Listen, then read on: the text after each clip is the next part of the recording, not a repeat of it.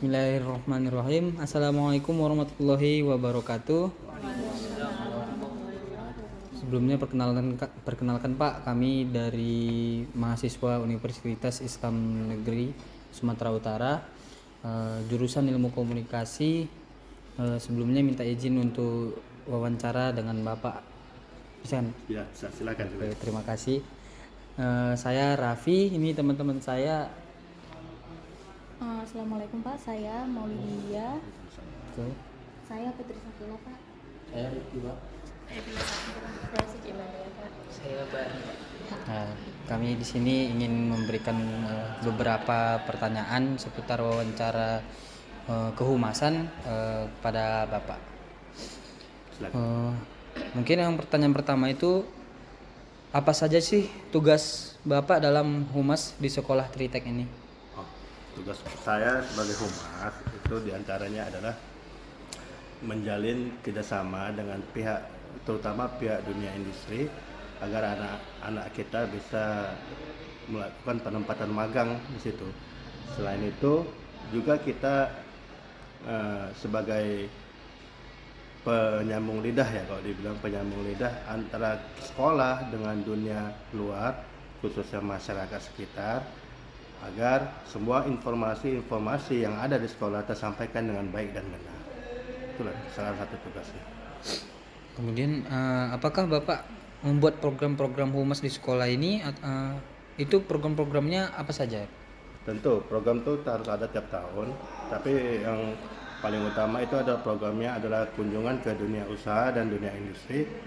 Jadi program ini kita adakan semacam studi tour juga kita buat, serta adanya pengevaluasian. Dari tiap tahun juga setelah kita buat kunjungan, kita buat pengevaluasinya, laporan dan pengevaluasian dari program kerja tahunan yang kita buat.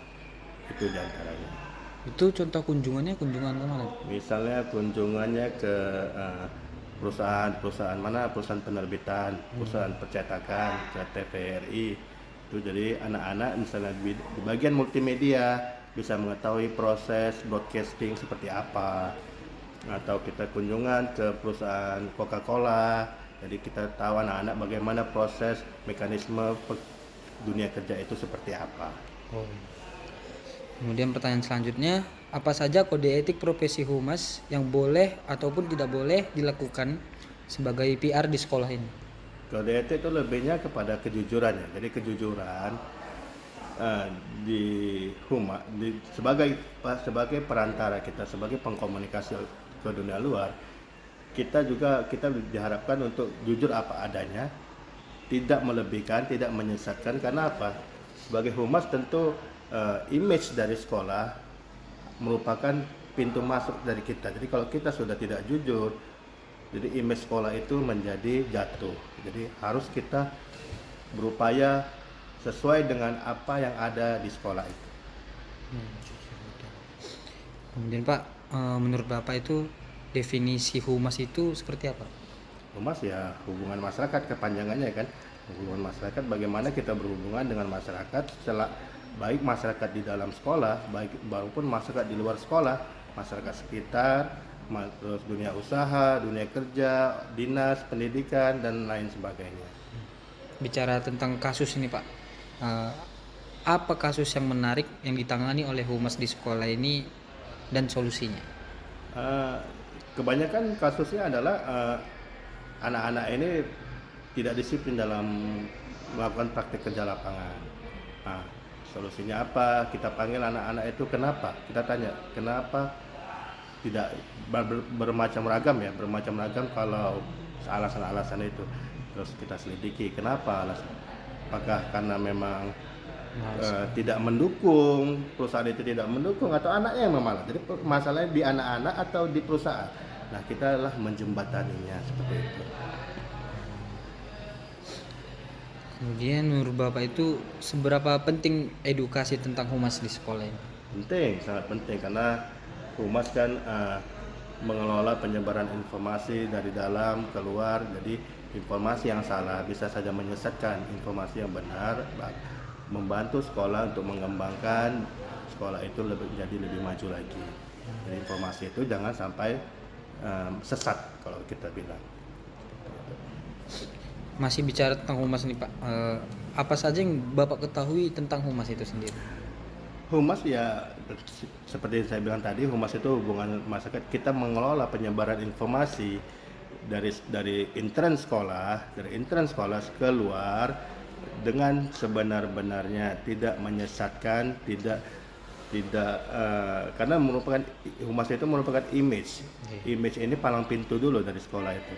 Jadi ketika image-nya sudah baik, maka baiklah pula. Tapi kalau image-nya jelek, maka jeleklah sekolah ini. Mungkin ini terakhir dari saya Pak. Selama banyak lagi nggak apa-apa. Iya, mau tahu kawan-kawan ada yang nanya Yes, lagi yes. kan. Selama Bapak jadi humas di sekolah ini, pengalaman seperti apa yang paling berkesan sebagai humas? Paling berkesan mungkin ketika kita ke satu perusahaan, misalnya ada satu perusahaan namanya Foto Studio, percetakan foto studio. Ketika kita udah di sana, ternyata sebagian besar pegawainya anak Tritek. Sebagai pegawai lulusan Tritek. Jadi ketika mereka magang berarti sudah dipanggil duluan. Mereka sudah mencari bakat-bakat di Tritek, dan sebagian besar memang anak Tritek. Itu yang luar biasa dari pengalaman yang selama jadi humas. Cukup banyak alumninya. Alumni kita cukup banyak karena kita sudah 10 tahun lebih. Jadi alumni kita sangat banyak. Kawan-kawan yang lain mungkin ada yang mau nanya, ya Filda. Jadi Pak gini Pak, kan sekarang lagi masa pandemi COVID kan, sedangkan humas itu kan hubungan langsung ke masyarakat atau ke orang-orang di luar dari sekolah ini. Gimana Pak menangani humas di masa pandemi seperti ini? Ya kalau sekarang kan kita penyebaran media sosial kan lebih gampang, karena kalau penyebarannya bisa melalui media sosial, kita juga aktif dalam mengikuti update ya. Bahkan sekolah ini TikToknya juga ada, bukan hanya YouTube, bukan hanya Facebook, bukan hanya Instagram, TikTok juga ada, dan dikelola bekerjasama dengan siswa yang memang aktif di situ. Tapi penyebarannya secara positif. Karena media sosial ini kalau kita buat positif ya positif, kalau kita buat negatif. Jadi dari situ informasi bisa melalui WA ke orang tua, melalui WA, melalui masyarakat sekitar kita banyak menggunakan Instagram, Facebook, YouTube dan TikTok. Kemudian Pak, selama masa Covid kayak gini, kunjungan-kunjungan yang sebelum Covid seperti itu masih ada? Beberapa memang perusahaan menolak, karena memang masa Covid ini ada pembatasannya. Tapi ini sudah 1 bulan ini udah mulai dibuka lagi kerannya kembali. Cuman kita belum ambil aktif lah.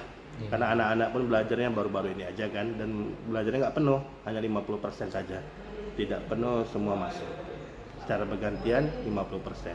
Jadi kita belum bisa berkunjung lah untuk sementara ini. Ada lagi? Terkait media sosial tadi Pak, saya tertarik dengan TikTok tadi. Ada nggak Pak dari Tritek tuh strategi khusus gitu untuk penyebaran informasi dari humas? Ya, kita ada timnya. Tim TikTok beda, tim YouTube beda, tim Facebook beda. Dan Bapak menangani semua, tapi ada tim-timnya kita arahkan, dan kita juga menarik siswa juga sebagai salah satu tim itu, karena kita tahu kalau kita nomor 30-an 40-an ini udah nggak update lagi sama TikTok kan. Tapi siswa kita kan aktif. Cuman bagaimana kita mengarahkan mereka menjadi hal yang positif. Jadi kita nggak bisa juga alergi dengan perkembangan ilmu pengetahuan ini, perkembangan teknologi ini. Tapi kita arahkan yang ke positif. Alhamdulillah sekarang ini TikTok kita sudah berjalan, sudah bagaimana memperkenalkan SMK Tritek, bagaimana di situ kita buat TikToknya. Orang tertarik. Kalau anak-anak muda sekarang kan, kalau kita cuma WA Instagram kurang tertarik. Tapi kalau TikTok senang mereka. Apalagi siswa kita yang menarik lah yang kita pasang. Tapi bukan menjual mereka, tapi menjual image Tritek dengan sebaik-baiknya. Ya, kawan-kawan ada lagi? Ayo 10 lagi. Jadi ini Pak, Jadi antara dari melalui media sosial ataupun dari offline, presentasi untuk promosinya itu lebih untung di mana gitu? Sekarang ini kalau secara analisa sekarang lebih menguntungkan di online. Kenapa? Kita biaya sangat murah. Kalau offline misalnya informasi melalui brosur, spanduk itu perlu dana besar kan. Tapi kalau offline gratis semua. Kita buat akun, kecuali kita mau buat Facebook ad ya. Itu pun Facebook ad nggak mahal-mahal kali, cuma 10.000 ya satu hari. Tapi kalau nggak pun pakai Facebook ad, cuman Instagram dan lain-lain itu gratis. Jadi cuman kita memanfaatkan unit produksi kita di multimedia supaya membuat konten-konten yang menarik. Bagaimana mereka membuat konten yang semenarik mungkin agar kita masukkan ke YouTube dan media sosial lainnya. Gitu. Dari survei yang online itu cukup banyak nggak Pak? Banyak, karena Facebook kita aja pun YouTube kita aja pun sudah 1.300 pengikutnya. Padahal baru-baru aja dibuka, itu nggak lama kali, belum ada sampai 1 tahun. Juga TikTok kita udah banyak yang FYP juga. Udah tahu Bapak FYP kan? Jadi follower kita memang udah lumayan banyak. Tapi website kita ini lagi perbaikan, lagi maintenance, mungkin dalam waktu dekat sudah baik. Baru nanya seputar alumni Tritek ini Pak. Ya. Ada nggak satu alumni yang dia sudah kerja di mana gitu, maksudnya yang tinggi gitu?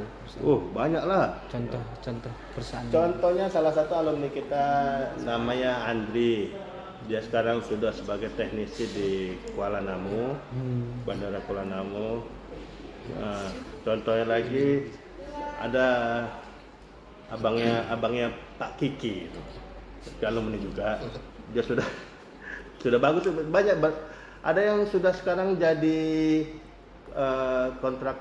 salah Bapak, dia jadi kontraktor perumahan. Alhamdulillah sudah sukses, gajinya mungkin 100 kali lipat dari gaji Bapak. Karena memang dia sekarang dari bos besar. Banyak kalau itu.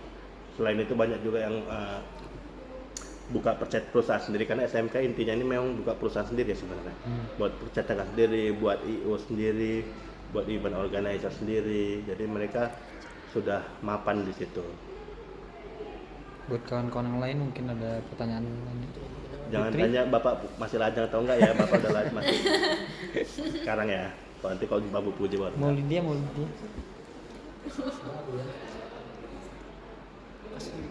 Pas. Udah. Selesai. Ada lagi.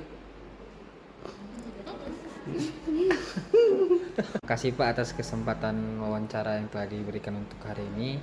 Mungkin itu saja pertanyaan dari kami. Jika ada kata yang salah dari kami mohon maaf. Kami sudahi. Assalamualaikum warahmatullahi wabarakatuh. Waalaikumsalam. Semoga kalian sukses ya. Amin.